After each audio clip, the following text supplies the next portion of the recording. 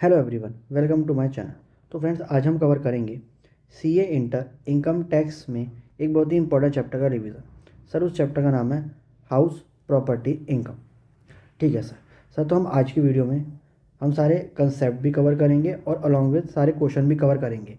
Sir, वो सारे question जो आईसीएआई ने अपने स्टडी मैट में पूछे हैं, हम वो सारे क्वेश्चन कवर करके चलेंगे, क्योंकि सर हमने ये चीज़ देखी है बार बार एग्जाम में, कहीं ना कहीं बहुत सारे क्वेश्चन आईसीएआई के स्टडी मैट पर ही बेस होते हैं। इसलिए हम सारे क्वेश्चन का रिवीजन करके चलेंगे। सर, एक बात और सर, ये जो मेरी वीडियो है सर, ये रेलिवेंट होने वाली है अगर आपके एग्ज़ाम में मई 26, सितंबर 26 या फिर जनवरी 27, इन तीनों ही अटैम्प्ट के लिए ये वीडियो रेलिवेंट होने वाली है। ठीक है। तो सर, जैसे कि मैंने कहा, आज हम रिवाइज करेंगे हाउस प्रॉपर्टी इनकम। सर, सबसे पहले हाउस प्रॉपर्टी इनकम होती क्या है? सर, तो ये चीज़ मुझे पता है, मेरा इनकम टैक्स एक्ट सिंपली ये बात कहता है कि सर, जो भी आप इनकम कमाओ उसके ऊपर आप गवर्नमेंट को टैक्स पे कर दो। ठीक है।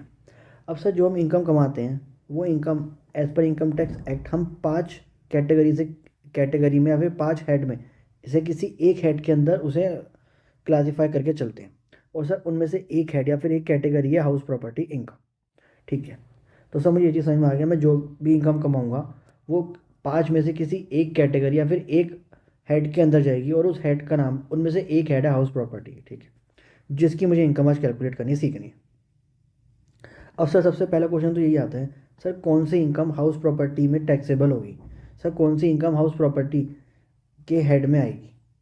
ठीक है। तो सर, इस चीज़ का जवाब हमें देता है सेक्शन नंबर 22, जिसे हम कहते हैं चार्जिंग सेक्शन। सर, ये सेक्शन सिंपली ये चीज़ बताएगा कि कौन सी इनकम हाउस प्रॉपर्टी के अंदर टैक्सेबल होगी। सर, तो आप समझो सर, हाउस प्रॉपर्टी के अंदर सिंपली रेंट की इनकम आती है। सर, रेंट की इनकम मतलब अगर किसी पर्सन के पास कोई प्रॉपर्टी है और वो आगे ये प्रॉपर्टी रेंट पे देता है और फिर ये उस प्रॉपर्टी से रेंट की इनकम कमाता है, तो ये नॉर्मली सर ये वाली रेंट की इनकम हाउस प्रॉपर्टी में आती है। ठीक है। पर सर, यहाँ पे एक चीज़ ध्यान देने की है, हर रेंट की इनकम हाउस प्रॉपर्टी के अंदर टैक्सेबल नहीं होती।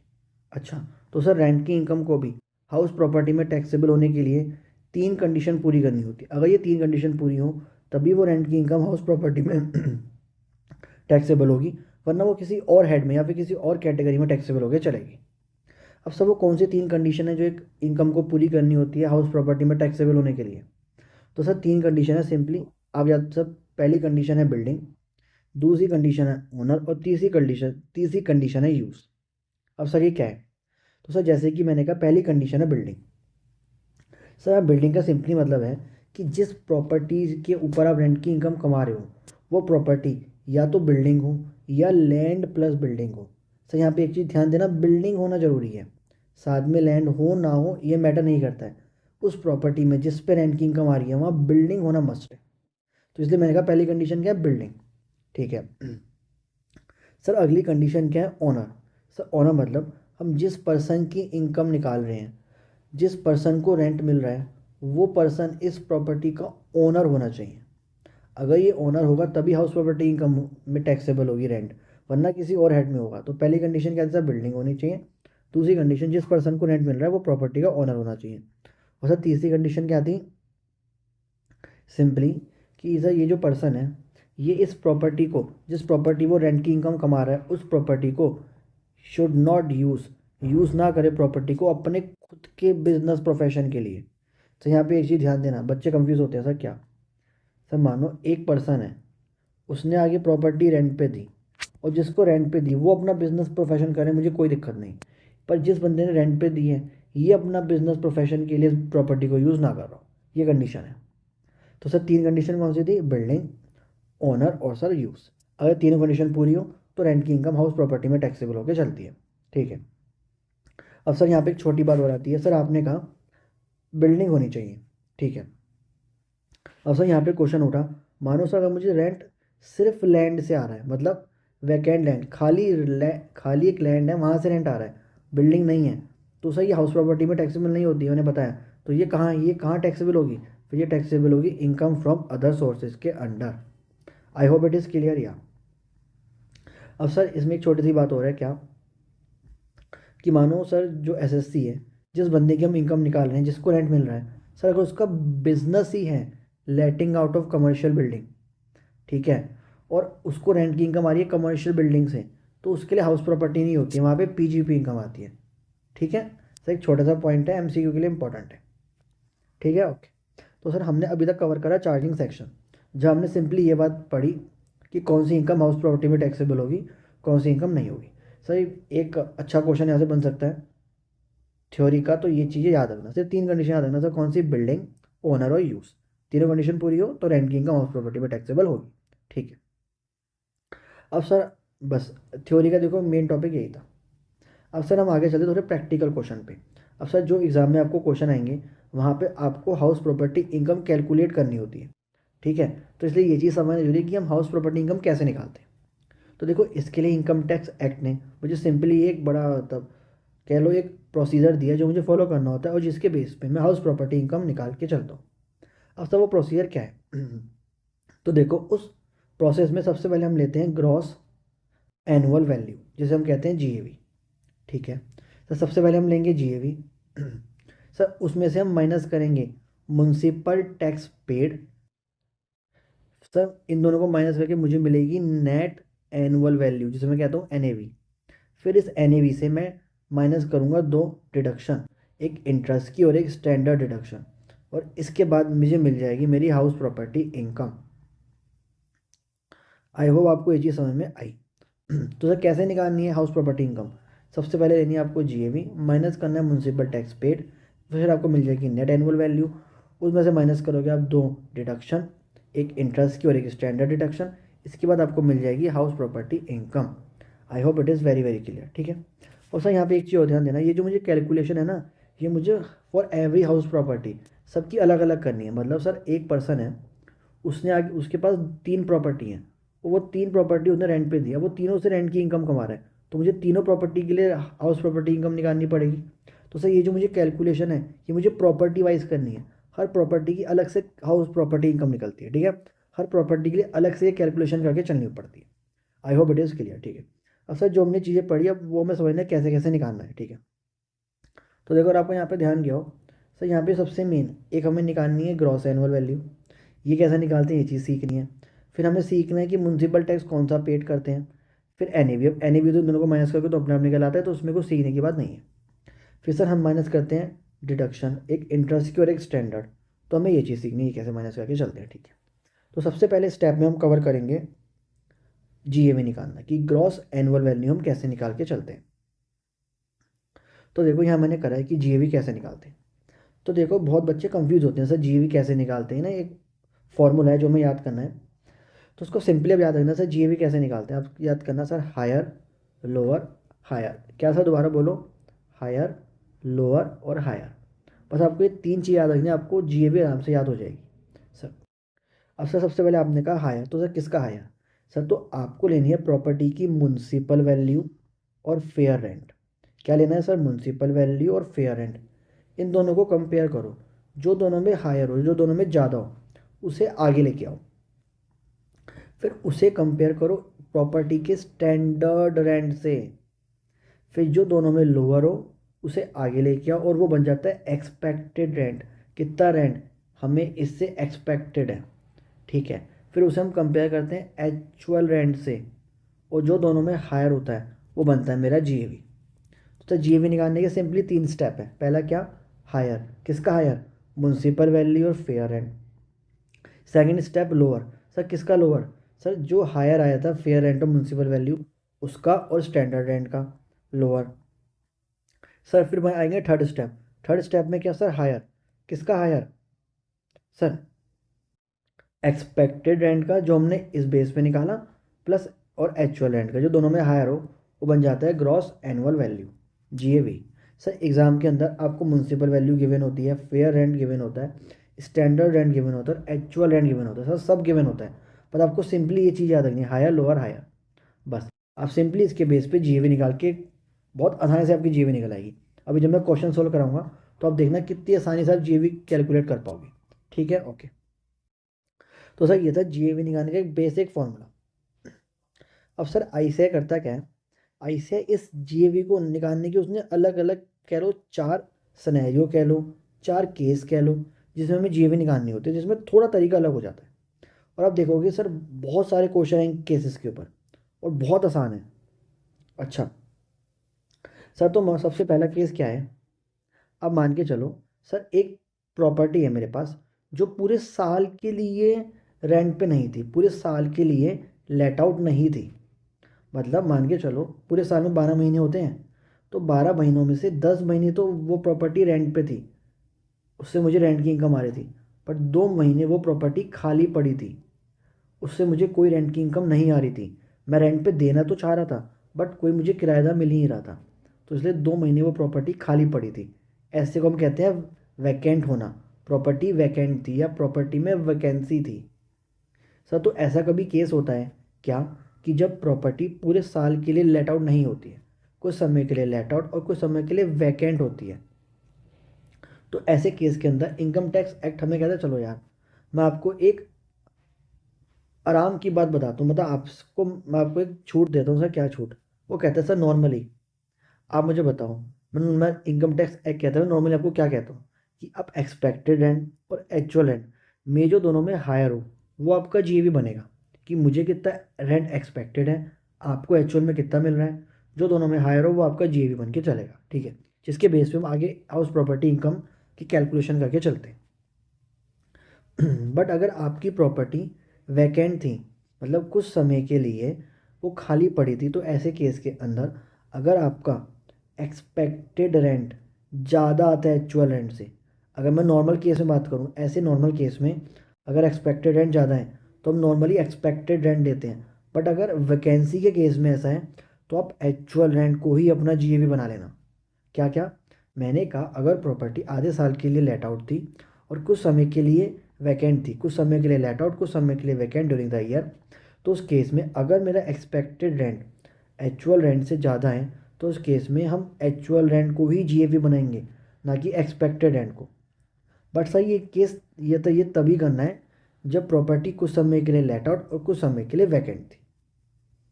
आई होप इट इज़ क्लियर। या सर दूसरा केस क्या है, देखो अब यहाँ थोड़ा सा अलग है। सर यहाँ पे क्या है, कुछ समय के लिए प्रॉपर्टी लेट आउट थी और कुछ समय के लिए सेल्फ ऑक्यूपाइड थी। देखो दोनों में अंतर है। पहले केस में मैंने क्या, कि कुछ समय के लिए वैकेंट थी। वैकेंट मतलब मैं रेंट पे देना चाह रहा था बट मुझे किराएदार मिल नहीं रहा था। सेल्फ ऑक्यूपाइड मतलब मैं उस प्रॉपर्टी में खुद जाके रहने लगा। सर एक प्रॉपर्टी है, मैंने 10 महीने तो रेंट पे दी, बट अब मुझे लगा यार मैं 2 महीने अब मैं खुद जाके प्रॉपर्टी में रहूँगा, तो ऐसे को हम कहते हैं सेल्फ ऑक्यूपाइड होना।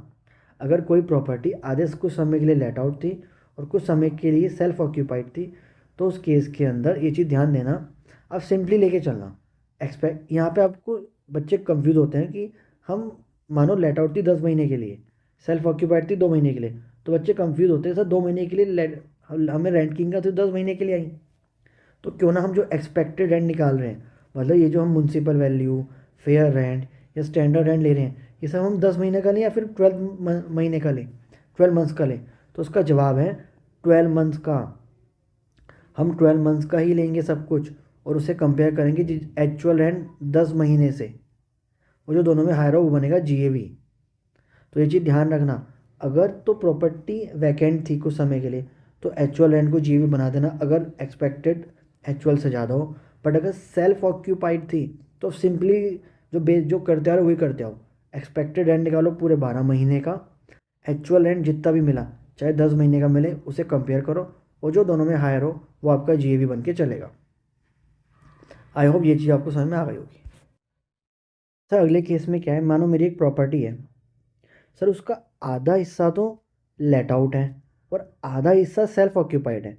सर मेरी मानो मेरी 2 फ्लोर की बिल्डिंग है, एक फ्लोर मैंने रेंट पे दे रखी है, लेट आउट है, और एक फ्लोर पे मैं खुद रह रहा हूँ। एक फ्लोर सेल्फ ऑक्यूपाइड है, एक फ्लोर लेट आउट और एक फ्लोर सेल्फ ऑक्यूपाइड। तो सर अब ऐसे केस में क्या करें? तो देखो यहाँ पे दिक्कत ये आती है, सर जो हमें municipal value, fair rent, standard rent होता है, सर ये पूरी प्रॉपर्टी का होता है, फुल प्रॉपर्टी का। अब सर यहाँ पे केस क्या है कि आधा हिस्सा तो लेट आउट है और आधा हिस्सा सेल्फ ऑक्यूपाइड है। तो सर ये चीज़ मुझे पता है, सर जो हिस्सा सेल्फ ऑक्यूपाइड होता है नॉर्मली, जहाँ मैं खुद रह रहा हूँ, तो सर वहाँ तो कोई इनकम आती नहीं। ठीक है, अब सर जो पोर्शन लेट आउट है उसके लिए मुझे हाउस प्रॉपर्टी की इनकम निकालनी है, तो सर क्या करूँ?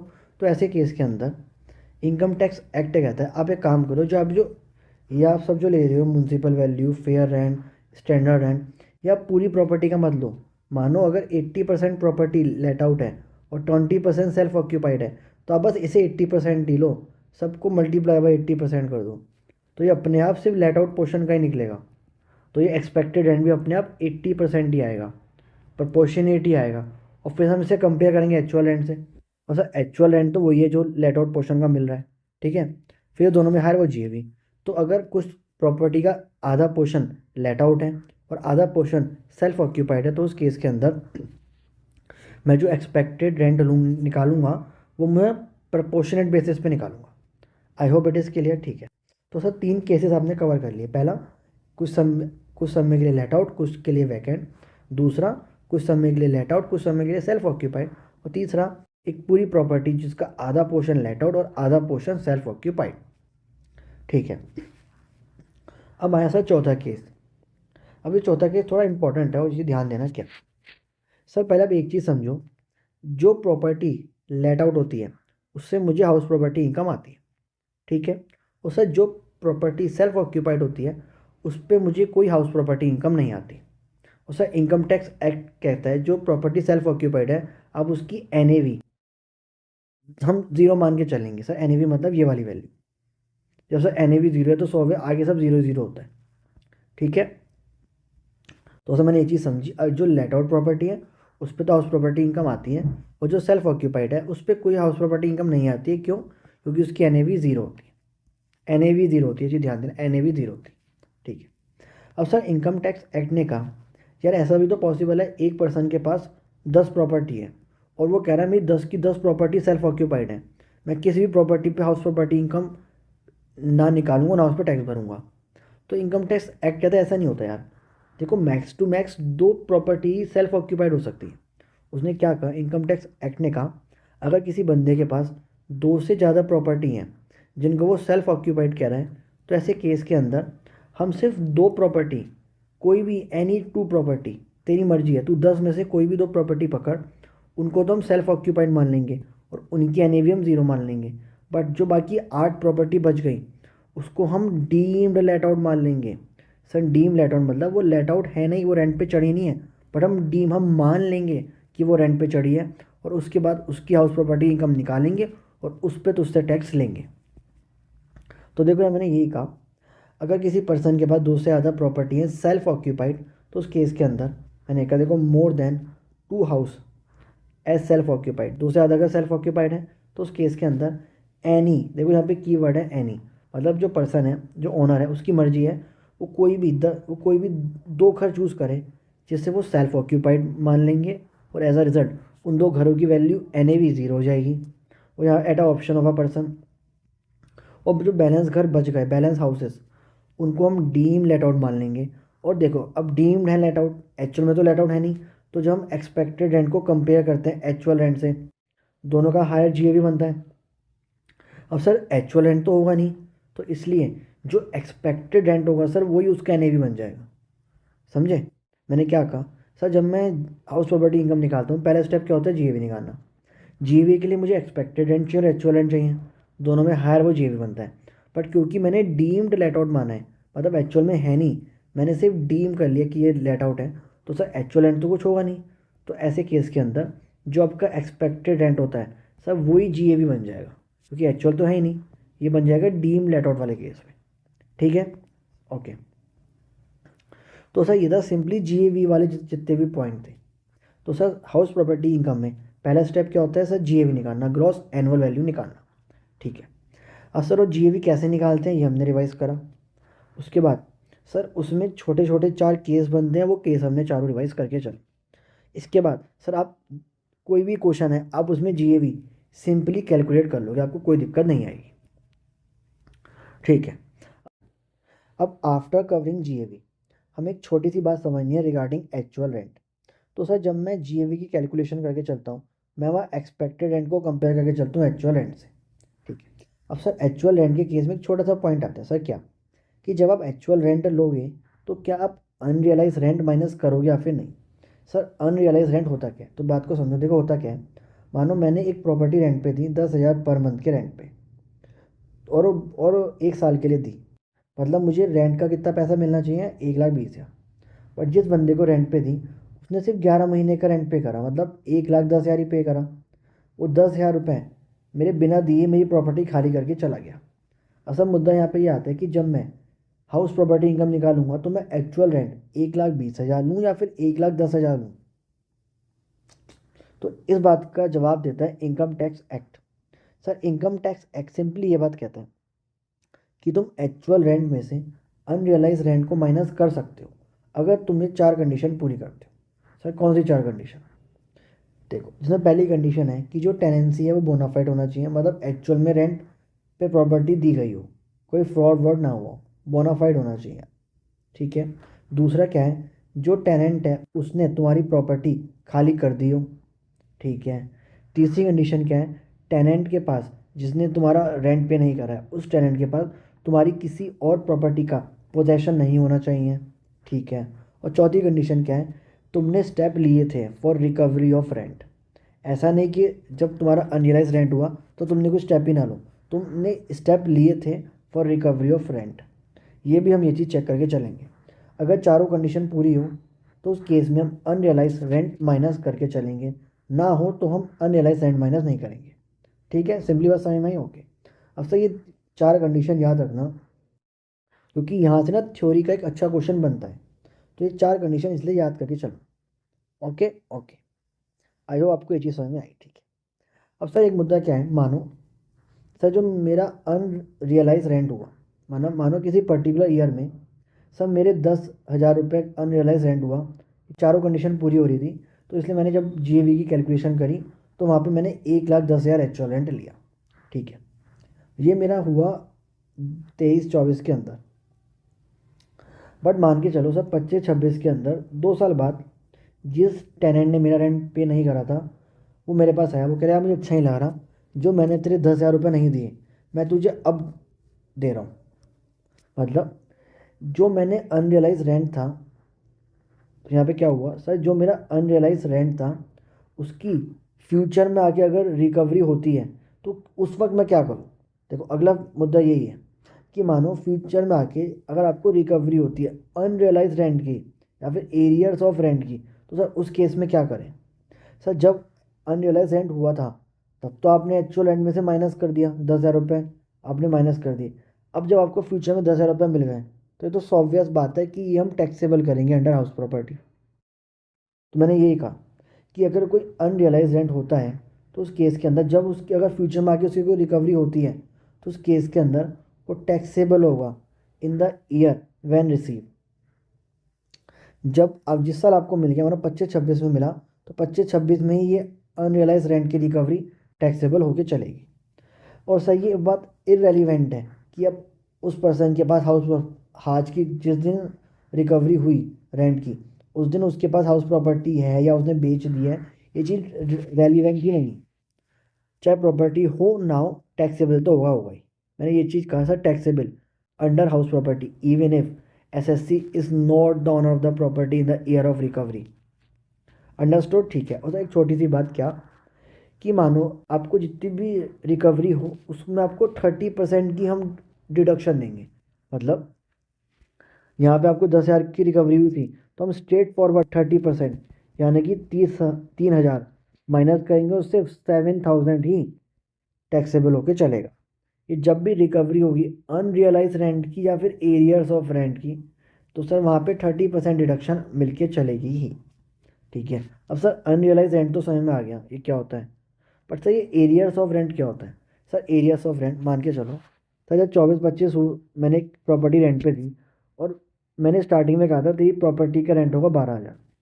बट सितंबर आते आते मैंने कहा नहीं, मैं 1 अप्रैल से ही तेरी प्रॉपर्टी का रेंट बढ़ा रहा हूँ और 15,000 कर रहा हूँ।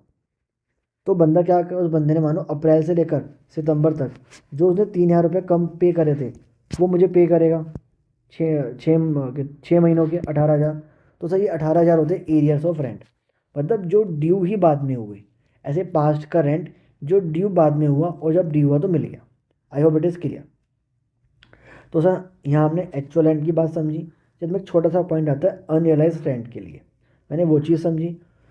और उसके बाद अगर उसकी रिकवरी होती है अनरियलाइज रेंट की तो उसे कैसे डील करते हैं हमने ये चीज़ भी समझी।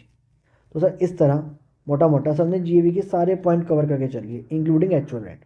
ठीक है, अब सर जीएवी के बाद अगला मुद्दा आता है sir municipal tax paid. Sir ये वाला कौन सा लेना है?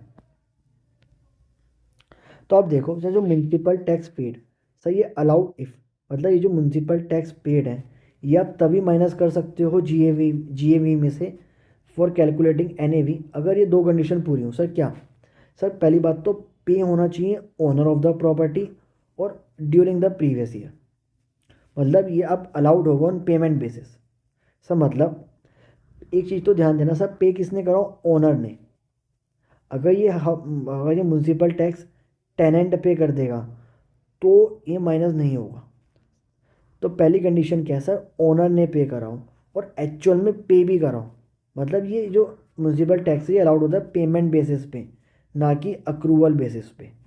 सर इसके लिए एक एग्जांपल लेते हैं, मानो सर 23-24, 24-25 और 25-26, सर ये 3 साल का म्युनिसिपल टैक्स है। अब मानो ओनर ने 23-24 में तो कुछ पे नहीं करा, 23-24 का पे कर दिया 24-25 में 10,000, और 24-25 का भी पे कर दिया 24-25 में। तो अब ऐसे केस के अंदर जब हम 23-24 के लिए हाउस प्रॉपर्टी इनकम निकालेंगे तो यहाँ हम कुछ म्युनिसिपल टैक्स माइनस नहीं करेंगे। क्यों? क्योंकि 23-24 में पे नहीं हुआ। पर जब हम 24-25 में हम हाउस प्रॉपर्टी इनकम निकालेंगे तो वह हम 20,000 माइनस करके चलेंगे, समझे, पूरे के पूरे 20,000, 24-25 के भी और 23-24 के भी। सर 23-24 के क्यों? क्योंकि 23-24 के पे तो 24-25 में हुए ना, तो जिस साल पे हुए ओनर के द्वारा उसी साल माइनस करना। आई होप आपको ये चीज़ समझ में आई होगी। ठीक है, ओके। तो सर इस तरह हमने म्युनिसिपल टैक्स पेड कब माइनस करते हैं, कैसे करके चलते हैं, हमने सर ये चीज़ भी कवर करके चली। ठीक है, तो सर आई होप यहाँ तक आपको समझ में आ गया हम जीएवी कैसे निकालते हैं, म्युनिसिपल टैक्स पेड कब माइनस करते हैं। सर दो चीज़ हमें करनी आ गई, दैट मीन्स हमें एनएवी भी निकालना आ गया, क्योंकि सिंपली इन दोनों को माइनस करोगे तो आपको नेट एनुअल वैल्यू मतलब एनएवी मिल जाएगा। ठीक है, अब सर एनएवी में से दो डिडक्शन माइनस होती हैं, एक इंटरेस्ट और एक स्टैंडर्ड डिडक्शन। सर पहले बात करके चलते हैं स्टैंडर्ड डिडक्शन की। सर स्टैंडर्ड डिडक्शन में कुछ भी नहीं है सर, सिंपली आपको 30% ऑफ एनएवी माइनस कर देना है। जो भी एनएवी आएगा उसका सिंपली 30% करो और माइनस कर दो, वो होता है आपकी स्टैंडर्ड डिडक्शन। तो इससे ये चीज़ तो बहुत शानदार कवर हो गया, जितना भी एनएवी है उसका 30% होता है स्टैंडर्ड डिडक्शन। अब सर सिंपली मुद्दा बचा इंटरेस्ट का, और one of the important point है इस चैप्टर में सर इंटरेस्ट की कैलकुलेशन करना। अब सर इंटरेस्ट की कैलकुलेशन कैसे करके चलनी है देखो। तो सर मैं बात कर रहा हूँ डिडक्शन और मोटी मोटी इंटरेस्ट की डिडक्शन की बात करके चल रहा हूँ।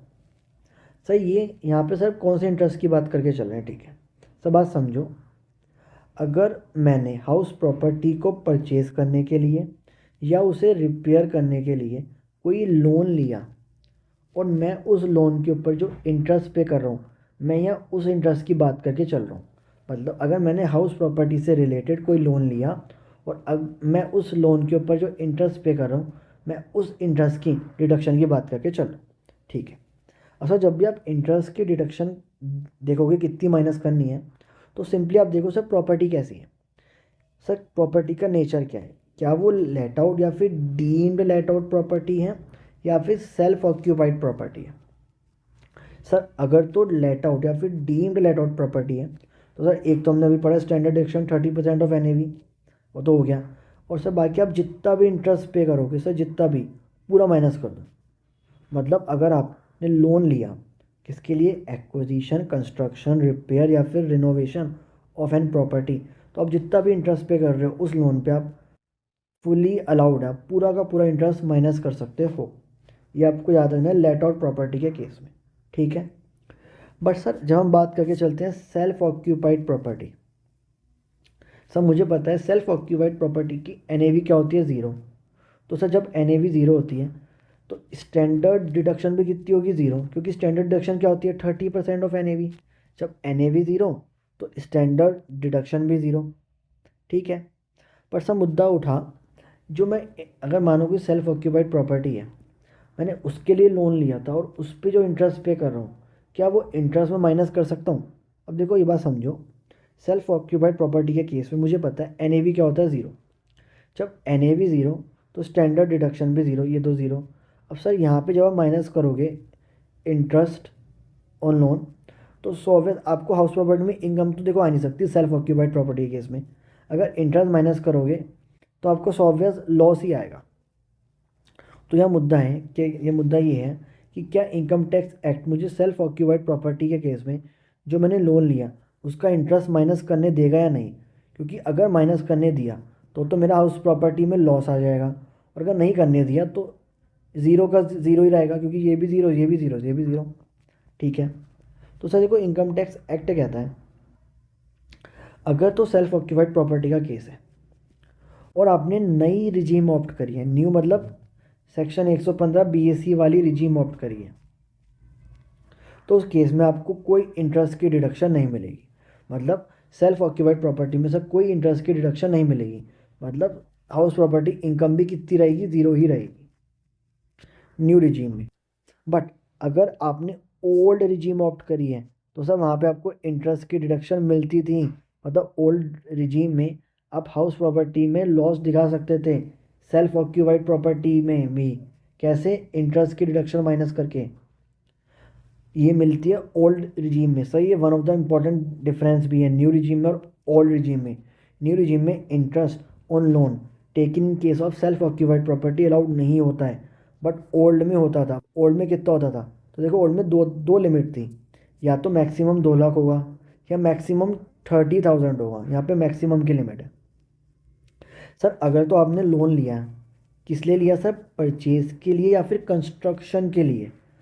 यहाँ पे रिपेयर्स कवर नहीं है। अगर आपने लोन लिया परचेज़ करने के लिए घर या फिर कंस्ट्रक्ट कराने के लिए, और सर जो आपने लोन लिया वो कब लिया, ऑन और आफ्टर 1 अप्रैल 1999, तो देखो ये तो रेलिवेंट है नहीं। अब एग्ज़ाम में बस ये चीज़ देखना, सर लोन क्यों लिया, परचेज़ और कंस्ट्रक्शन करने के लिए लिया, और जब लोन लिया उसके 5 साल के अंदर हमारा कंस्ट्रक्शन या परचेज़ पूरा हो गया।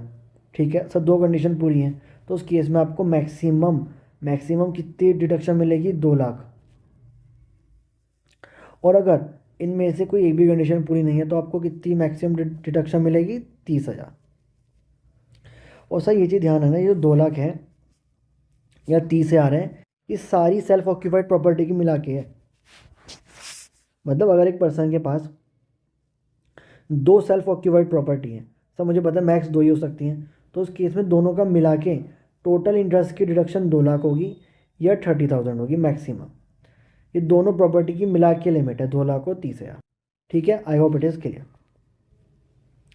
तो सर यहाँ तक आपको ये चीज़ समझ में आई कि जब हम बात करते हैं रिडक्शन की, सबसे पहले देखना सर प्रॉपर्टी का नेचर क्या है। अगर तो लेट आउट प्रॉपर्टी या डीम लेट आउट है, सर कुछ नहीं सोचना, स्टैंडर्ड डिडक्शन सीधा 30% ऑफ NAV, बाकी जितना भी इंटरेस्ट पे करो सीधा माइनस कर दो। ठीक है।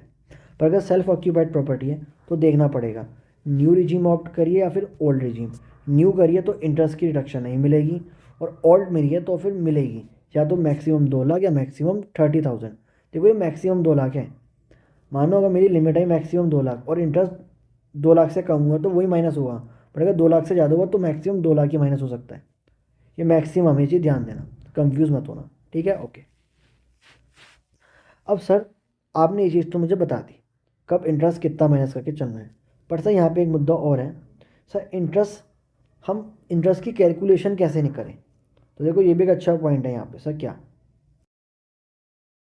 सर आप समझना, जब भी आप हाउस प्रॉपर्टी के अंदर इंटरेस्ट की बात करके चलोगे, ठीक है, तो सर यहाँ पे मैं कह रहा हूँ जो मैंने इंटरेस्ट, कौन सा इंटरेस्ट जो मैं पे कर रहा हूँ ऐसे लोन पे जो मैंने लिया है परचेज, कंस्ट्रक्शन या फिर रिपेयर ऑफ प्रॉपर्टी के लिए, इसकी मुझे डिडक्शन मिलती है। अब सर ये जो इंटरेस्ट है, ये इंटरेस्ट के बेसिकली 2 पार्ट होते हैं, एक होता है प्री कंस्ट्रक्शन इंटरेस्ट और एक होता है पोस्ट कंस्ट्रक्शन इंटरेस्ट। अगर आप लोगों ने एक बार हाउस प्रॉपर्टी पढ़ा होगा तो आपको ये चीज़ याद होगी, प्री कंस्ट्रक्शन इंटरेस्ट। सर इसी पॉइंट में बहुत बच्चे कंफ्यूज रहते हैं। अब फिर सबसे पहले आप समझो प्री कंस्ट्रक्शन इंटरेस्ट क्या होता है और फिर पोस्ट कंस्ट्रक्शन इंटरेस्ट क्या होता है। देखो आप समझो, जिस साल आपकी प्रॉपर्टी आपने परचेज करी या आपका कंस्ट्रक्शन कंप्लीट हुआ, सर दोबारा रिपीट कर रहा हूँ, जिस ईयर में आपने प्रॉपर्टी परचेज करी या आपका प्रॉपर्टी का कंस्ट्रक्शन पूरा हुआ, उस ईयर से पहले वाला टाइम होता है प्री कंस्ट्रक्शन पीरियड। उस साल की स्टार्टिंग से पहले मैं बात कर रहा हूँ। मैं देखो, मैं डेट ऑफ परचेज या फिर डेट ऑफ कंस्ट्रक्शन की बात नहीं चल रहा हूँ, मैं पूरे साल की बात करूँ। जिस साल परचेज या कंस्ट्रक्शन कंप्लीट हुई उस साल से पहले वाला पीरियड होता है प्री कंस्ट्रक्शन पीरियड। और यहाँ पे जो आप इंटरेस्ट पे करते हो लोन के ऊपर होता है प्री कंस्ट्रक्शन इंटरेस्ट। और जो आप इस साल से इंटरेस्ट पे करोगे लोन के ऊपर टिल रीपेमेंट ऑफ लोन होता है पोस्ट कंस्ट्रक्शन पीरियड। और वहाँ पे करते हैं पोस्ट कंस्ट्रक्शन इंटरेस्ट। समझे? तो ये होता है प्री कंस्ट्रक्शन पीरियड और ये होता है पोस्ट कंस्ट्रक्शन इंटरेस्ट, या पोस्ट कंस्ट्रक्शन पीरियड में जो इंटरेस्ट पे करा वो हो गया पोस्ट कंस्ट्रक्शन इंटरेस्ट। तो सर सिंपली क्या बात समझो, एक इंटरेस्ट के दो पार्ट होते हैं, प्री कंस्ट्रक्शन और पोस्ट कंस्ट्रक्शन। सर जिस साल प्रॉपर्टी परचेज या कंस्ट्रक्शन पूरा हुआ उस साल से पहले वाला टाइम प्री कंस्ट्रक्शन पीरियड, और वहाँ पे करेंगे प्री कंस्ट्रक्शन इंटरेस्ट। जिस साल कंस्ट्रक्शन पूरा हुआ उस साल या उसके आने वाले सालों में जो हम इंटरेस्ट पे करेंगे वो होता है पोस्ट कंस्ट्रक्शन इंटरेस्ट।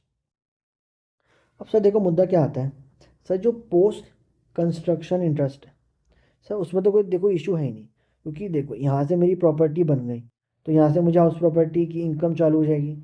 तो सर यहाँ जो मैं इंटरेस्ट पे करूँगा वो मैं अकॉर्डिंगली हाउस प्रॉपर्टी इनकम में से माइनस करके चलूँगा।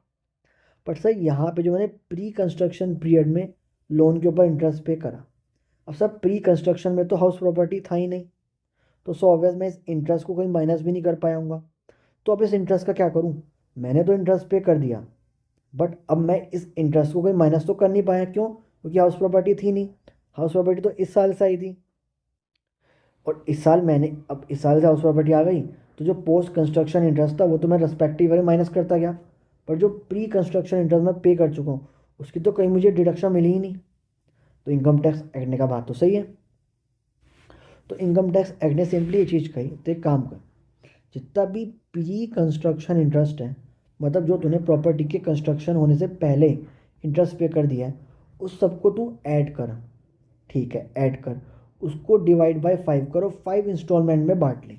और जिस साल प्रॉपर्टी पूरी हुई उस साल को पहला साल मान, और ऐसे करके 5 सालों में इक्वल अमाउंट माइनस करके चल। तो मैंने क्या कहा, मैंने सिंपली कहा जो प्री कंस्ट्रक्शन इंटरेस्ट है, मतलब ये पूरे पीरियड का मिला के हो सकते हैं 2 साल हो 3 साल हो जितने भी साल आए, उन सबका जो भी आपने इंटरेस्ट पे करा टोटल उन सबको ऐड कर दो, वो होता है प्री कंस्ट्रक्शन इंटरेस्ट। ठीक है, तो आपको क्या करना है, प्री कंस्ट्रक्शन इंटरेस्ट को आपको डिडक्शन लेनी है इन 5 इक्वल इंस्टॉलमेंट्स में, और 5 ईयर्स में हर साल आपको एक इंस्टॉलमेंट माइनस करनी है। और पहला, और कब से, starting from the year when purchase और construction is complete. I hope it is clear. ठीक है, बाकी सर जो पोस्ट कंस्ट्रक्शन है वो तो कुछ है नहीं, वो तो आपको जितना भी है पूरा माइनस करके चलो इन द रिस्पेक्टिव ईयर जिस साल ड्यू हो। अब सर यहाँ पे मैंने लिया एक एग्जाम्पल। ठीक है, अब सर एग्जाम्पल क्या है, मानो सर मुद्दा क्या, सर मानो सर ये एक साल है, ये मेरा ईयर है।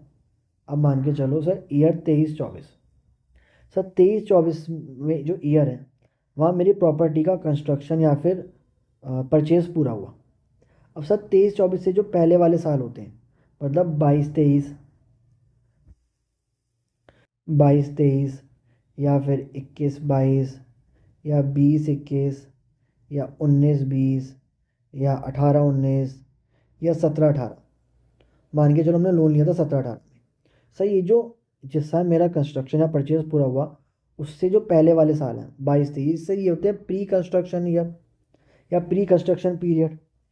अब सर मुझे करना क्या है, मुझे देखो सिंपली करना होता है जो मैंने प्री कंस्ट्रक्शन पीरियड में इंटरेस्ट पे करा, सर कितना पे करा, 15, 13, 12, 10, 6, 4, ये सब हो गया मेरा प्री कंस्ट्रक्शन इंटरेस्ट।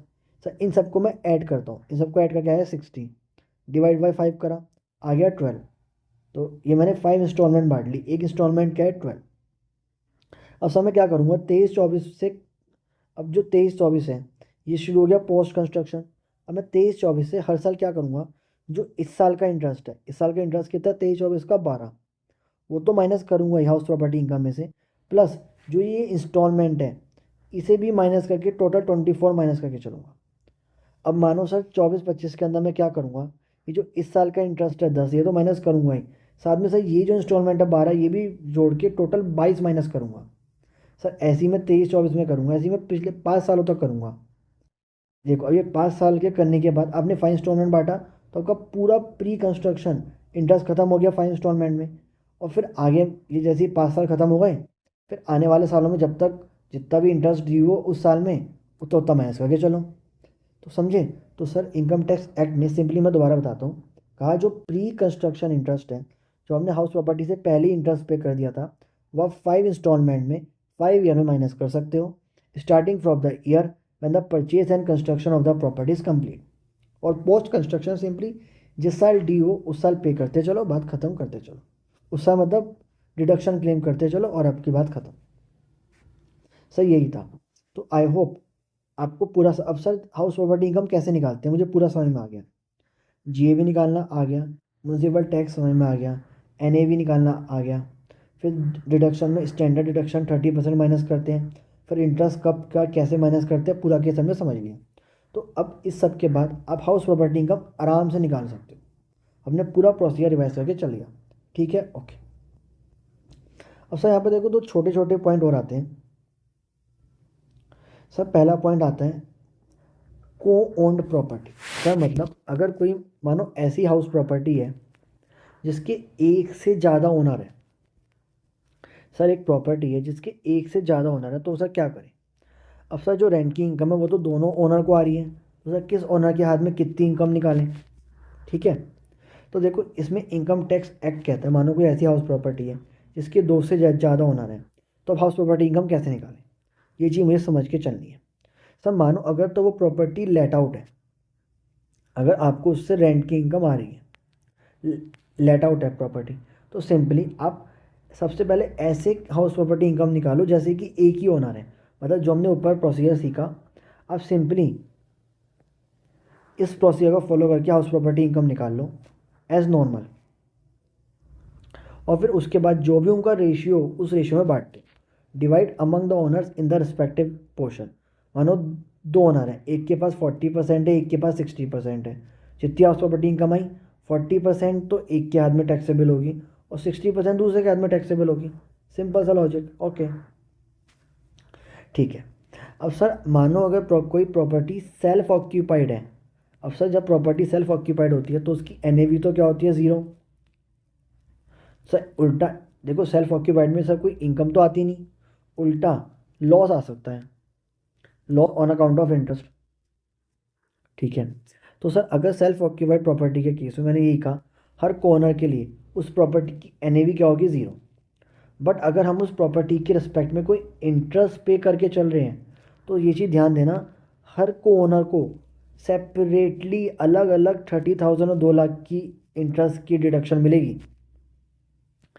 सर अगर अभी तक मैं क्या कह रहा था, अभी तक मानो अगर एक ही पर्सन हाउस प्रॉपर्टी होल्ड कर रहा है, self occupied house property hold कर रहा है और इसके रेस्पेक्ट में कोई इंटरेस्ट पे कर रहा है, तो इस पर्सन को 30,000 या 2 लाख की इंटरेस्ट की डिडक्शन मिलके चलती है, मैक्स लिमिट है।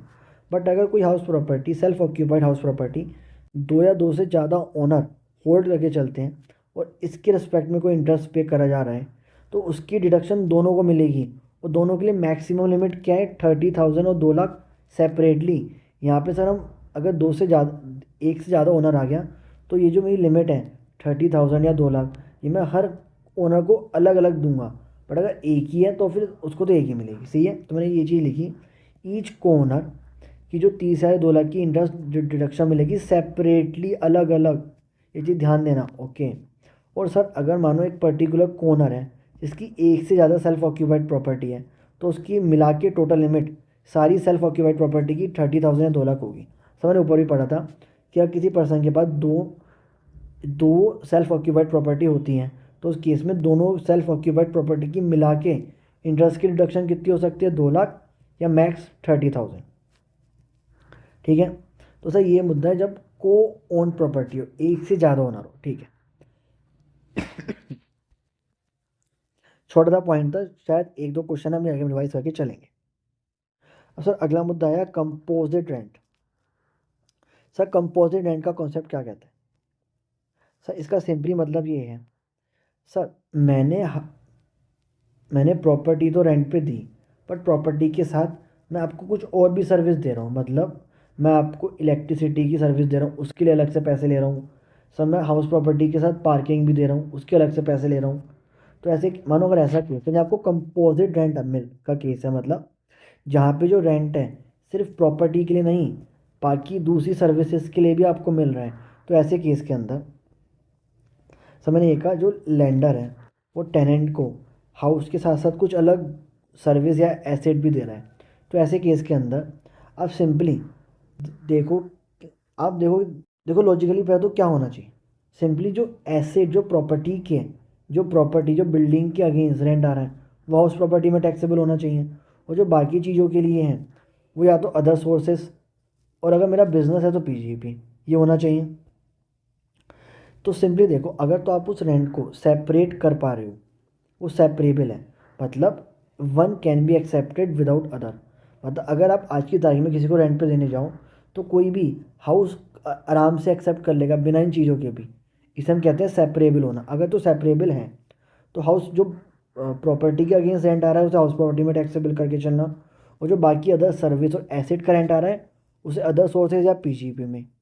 बट अगर कंपोजिट रेंट इनसेपरेबल है, मतलब अगर आप मार्केट में जाओ या फिर आप इसी टेनेंट को ये प्रॉपर्टी रेंट पे दो, तो वो सिर्फ हाउस रेंट पे नहीं लेगा, वो पूरा पैकेज मिला के ही रेंट पे लेगा।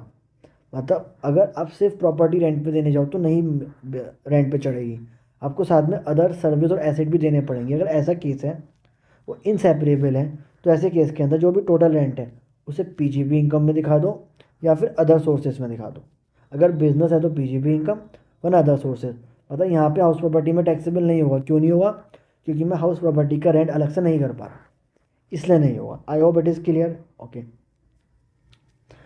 तो सर यहाँ तक हमने मेन मेन बातें पढ़ ली। अब सर एक लास्ट कॉन्सेप्ट बचा, डीम ओनरशिप, और इसके बाद देखो क्वेश्चन शुरू है हमारा, सारा हाउस प्रॉपर्टी का थ्योरी खत्म।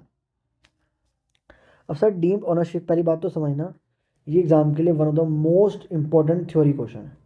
अब पास्ट ईयर पेपर भी देखोगे ये क्वेश्चन बहुत बार एग्जाम में आ रखा है। सर डीम्ड ओनरशिप का कॉन्सेप्ट कहता क्या है? सर डीम्ड ओनरशिप का कॉन्सेप्ट सिंपली ये बात कहता है कि सर कुछ स्पेसिफाइड केस में, कुछ जो नीचे केस मैंने बताए उन केसेस के अंदर हाउस प्रॉपर्टी का ओनर, अगर मैं डॉक्यूमेंट्स पे देखूँ या फिर लीगली देखूँ कोई और होगा, बट मैं हाउस उस प्रॉपर्टी से जो रेंट की इनकम आ रही है वो टैक्सेबल किसी और हाथ में करूँगा। मैंने यही कहा, कुछ स्पेसिफाइड केस में जहाँ इनकम टैक्स एक्ट को लगता है कि ये चीज़ करना अप्रोप्रिएट है, वहाँ पे हाउस प्रॉपर्टी का ओनर लीगली कोई और होगा, बट हम किसी और को डीम्ड ओनर बनाकर हाउस प्रॉपर्टी की इनकम उसके हाथ में कैलकुलेट करके चलेंगे। ठीक है, अब सब वो कौन से केस है? तो देखो, सबसे पहला केस आता है, अगर कोई पर्सन हाउस प्रॉपर्टी ट्रांसफ़र करता है अपने स्पाउस को विदाउट एडुकेट कंसिडरेशन। तो ऐसे केस के अंदर जो बंदा ट्रांसफ़र कर रहा है, मैं उसको इस प्रॉपर्टी का डीम्ड ओनर मान के चलूँगा, और जो भी इस हाउस प्रॉपर्टी से रेंट की इनकम आएगी वो इस पर्सन के हाथ में ही टैक्सेबल होगी। हो सकता है लीगली या फिर डॉक्यूमेंट्स पे जो स्पाउस है वो इसकी ओनर बन जाए क्योंकि हमने हाउस प्रॉपर्टी ट्रांसफ़र कर दी है, बट इनकम टैक्स एक्ट कहता है अगर हाउस प्रॉपर्टी ट्रांसफ़र हुई, स्पाउस को हुई और बिना एडुकेट कंसिडरेशन की हुई, तो उस केस के अंदर जो ट्रांसफ़र कर रहा है वो इस प्रॉपर्टी का डीम ओनर माना जाएगा। ठीक है, और उससे ही हाउस प्रॉपर्टी इनकम पे टैक्स लिया जाएगा। ठीक है, तो पहला पॉइंट क्या हो गया? whenever a person transfer a house property without adequate consideration to his or her spouse, then the person transferring the property या फिर transferor shall be the deemed owner of that property। पहला point clear? ठीक है, बस इसमें एक चीज़ छोटी सी बात ध्यान रखना, अगर उनके बीच एग्रीमेंट टू लिव अपार्ट है और उसके अंडर ये प्रॉपर्टी ट्रांसफ़र करी गई तो यह डीम्ड ओनरशिप का कॉन्सेप्ट नहीं लगेगा। ठीक है, ओके। सर अगला पॉइंट, अगला केस या फिर पॉइंट क्या है? अगर कोई पर्सन हाउस प्रॉपर्टी ट्रांसफ़र करे विदाउट एडुकेट कंसिडरेशन है, किसको? अपने माइनर चाइल्ड को। पहले केस में किसे करा था? स्पाउस को। यहाँ कर रहा हूँ माइनर चाइल्ड को, बिना एडुकेट कंसिडरेशन के। तो उस केस में भी जो बंदा ट्रांसफ़र कर रहा है वही डीम्ड ओनर माना जाएगा इस प्रॉपर्टी का। इसका भी एक छोटा सा एक्सेप्शन है। क्या? अगर आप प्रॉपर्टी ट्रांसफ़र करते हो माइनर मैरिड डॉटर को तो डीम्ड ओनरशिप का कॉन्सेप्ट नहीं लगेगा। सर वहाँ पे क्लबिंग का कॉन्सेप्ट लगता है, ना कि डीम्ड ओनरशिप का। ठीक है, तो सर दो केस में समझ में आ गया। पहला क्या है, पर्सन ट्रांसफ़र करे अपनी स्पाउस को।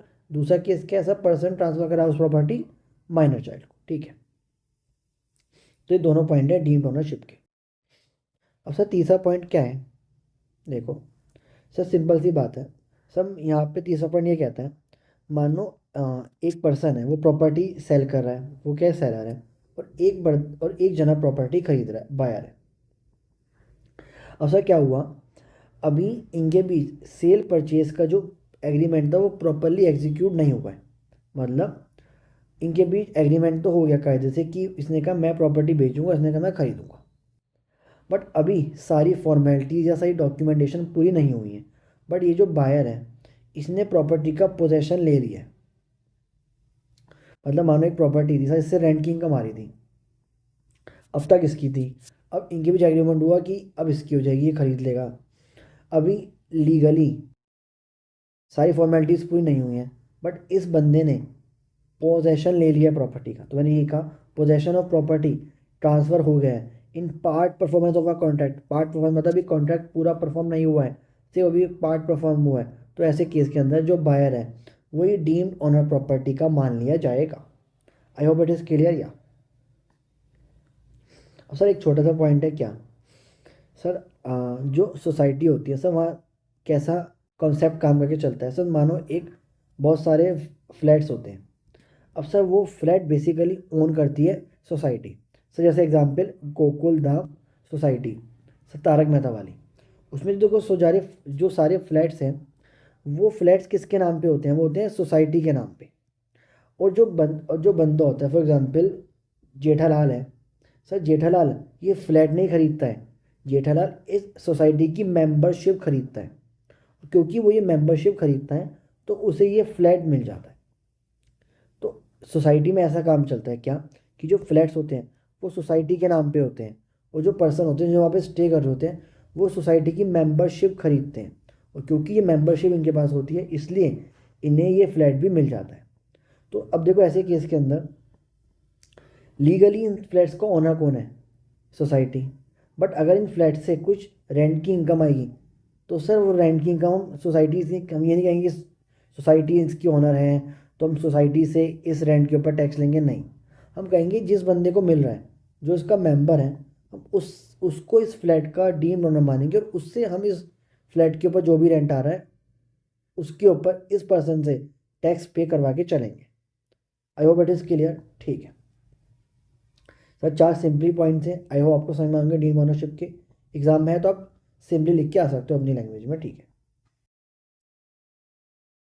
अब से एक छोटा सा फिफ्थ पॉइंट है, वो क्या है, अगर किसी पर्सन ने कोई प्रॉपर्टी लीज पे ली, और सर लीज मतलब लॉन्ग लीज, 12 ईयर्स या उससे ज़्यादा वाली लीज, तो उस केस में जो बंदा लीज ले रहा है वही इस प्रॉपर्टी का डीम ऑनर मान लिया जाएगा। बस सिंपली एक चीज़ ध्यान रखना sir, lease month on month basis पे नहीं होनी चाहिए। मतलब आप देखो लीज का टोटल पीरियड तो 12 ईयर्स है, बट वो हर मंथ रिन्यू होती है। ये हर मंथ के एंड में आके डिसाइड होता है कि ये लीज आगे दी जाएगी या नहीं। अगर कोई ऐसी लीज है तो वो उसको मैं नहीं मांगता, वो लॉन्ग टर्म लीज नहीं होती as per income tax act. अब कोई ऐसी लीज है जो मंथ ऑन मंथ बेसिस पे चलती है, मतलब हर मंथ आके वो रिन्यू होती है, तो ऐसे केस में ये लीज यहाँ पे कवर नहीं है। या जो शॉर्ट टर्म लीज होती है 1-2 साल वाली, वो भी यहाँ पे कवर होके नहीं है। तो बेसिकली यहाँ पे सिर्फ लॉन्ग टर्म लीज है। अगर कोई प्रॉपर्टी लॉन्ग टर्म लीज पे दी गई, वो भी 12 ईयर और मोर, तो उस केस में जो बंदा लीज पे ले रहा है वो इसका डीम्ड ओनर मान लिया जाएगा। और अगर इस प्रॉपर्टी से कोई रेंट की इनकम आ रही है तो इस पर्सन से ही ली जाएगी। ठीक है, आई होप इट इज़ क्लियर। अब सर यहाँ पे हमने डीम्ड ओनरशिप के 5 केस पढ़ लिए, और आई थिंक आपका एग्जाम में एक इंपॉर्टेंट क्वेश्चन भी आपको याद भी हो गया, समझ में भी आ गया। ठीक है, अब सर एक छोटा सा नोट है, वो नोट थोड़ा अलग है। वो नोट देखो, ये नोट सिंपली ये बात कहता है, एक थोड़ा अलग सा पॉइंट है हाउस प्रॉपर्टी में। सर ये क्या कहता है सिंपली, मानो सर कोई बिल्डर है। अब सर बिल्डर लोग क्या करते हैं, सर बिल्डर लोग सिंपली जो कंस्ट्रक्शन का काम करते हैं, सर ये एट अ टाइम बहुत सारे फ्लैट्स बनाते हैं, और वो फ्लैट्स अपने पास रखते हैं और ओवर अ टाइम इन्हें बेचते रहते हैं। ठीक है, अब मानो सर एक बिल्डर है, उसके पास खाली बहुत सारे फ्लैट पड़े हैं, मतलब उसके पास उसका ये स्टॉक ही हो गया, उसका स्टॉक में बहुत सारे फ्लैट पड़े हैं। अब इनकम टैक्स एक्ट ने क्या कहा कि बिल्डर तू ओनर है, तेरे पास इतने सारे फ्लैट पड़े हैं जो सेल्फ ऑक्यूपाइड हैं, क्योंकि खाली पड़े हैं तो सेल्फ ऑक्यूपाइड है, इनमें से 2 फ्लैट को सेल्फ ऑक्यूपाइड मानो, बाकी सब पे मुझे इनकम टैक्स पे कर दे। समझे? तो इनकम टैक्स ने कहा तो मैं इस पर थी हाउस प्रॉपर्टी इनकम निकालूंगा डीम लेट आउट मान के। तो बिल्डर ने कहा ये तो चीज़ गलत है, मुझे थोड़ा टाइम दो ताकि मैं फ्लैट बेच तो सकूँ, तुम ऐसे कैसे सेल्फ ऑक्यूपाइड मान रहे हो? तो इनकम टैक्स एक्ट ने का बात तो तेरी सही है। तो उसने सिंपली ये चीज़ कही क्या, जिस साल तेरे फ्लैट पूरे हो जाएंगे, मतलब जिस साल तुझे सर्टिफिकेट ऑफ कंप्लीशन मिल जाएगा, मतलब फ्लैट पूरा होने का, इनका कंस्ट्रक्शन पूरा होने का सर्टिफिकेट मिल जाएगा, उस ईयर एंड से 2 साल तक मैं वेट करूँगा। उस ईयर एंड से 2 साल तक मैं इन फ्लैट्स की जो तेरे पास खाली पड़े हैं, जो तेरे पास स्टॉक में पड़े हैं, जिनको तू बेचने के लिए रख रहा है, खाली पड़े हैं, उन फ्लैट्स की एनएवी को ज़ीरो मान के चलूँगा सिर्फ 2 साल तक। अगर 2 साल तक भी नहीं बिके तो उनको फिर मैं डीम्ड लेट आउट मान लूँगा। हाँ, सब बच्चे यहाँ पे कंफ्यूज होते हैं। मानो अगर बिल्डर ने एक्चुअल में कोई फ्लैट रेंट पे दे दिया तो उस पर तो हाउस प्रॉपर्टी इनकम आएगी ही आएगी। मैं सिर्फ उन फ्लैट्स की बात करूँ जो उसके पास खाली पड़े हैं, जो वो उसने बेचने के लिए रखे हैं, जो अभी तक उसने रेंट पे नहीं चढ़ाए हैं, सिर्फ उन्हीं फ्लैट्स की बात करके चल रहा हूँ कि उनकी 2 साल तक एनएवी ज़ीरो मानी जाएगी और 2 साल के बाद उन्हें डीम्ड लेट आउट मान लिया जाएगा। ठीक है, आई होप इट इज़ क्लियर। या तो सर इस तरह हमने इनकम टैक्स एक्ट का एक बहुत ही इंपॉर्टेंट और बहुत ही बढ़िया चैप्टर हाउस प्रॉपर्टी पूरी तरह रिवाइज करा।